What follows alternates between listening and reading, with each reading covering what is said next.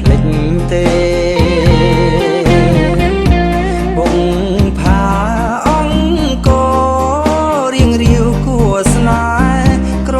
អូបលែទេពកាបរិសុទ្ធ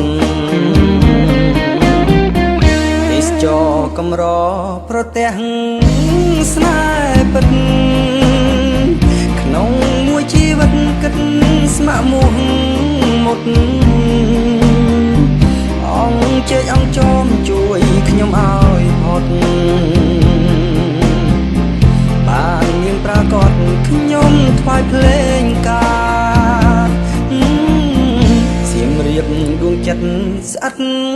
បេះដូងខ្ញុំជាប់លើទ្រូងមុំសុំរួមសងខាទឹកស្ទឹងហោទៅប្រាប់ពើផងណារៀមផ្ញើវាសនាសៀមរាបនារី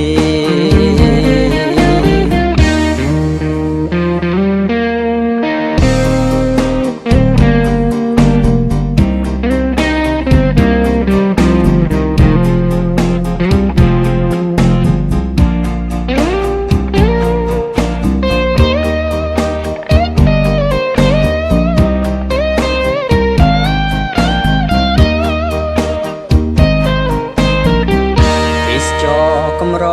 ប្រទេសស្នេហ៍ពិតក្នុងមួយជីវិតគិតស្ម័គ្រមុខមុត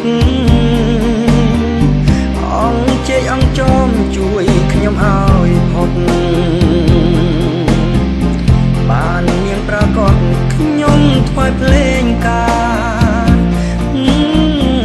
សៀមរាបដួងចិត្តស្អិតបេះដូងខ្ញុំជាប់លើទ្រូងមុំសុំរួមសងខា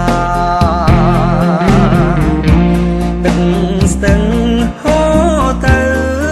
ប្រាប់ពើផងណារៀងផ្ញើវាសនាសៀមរាបនារី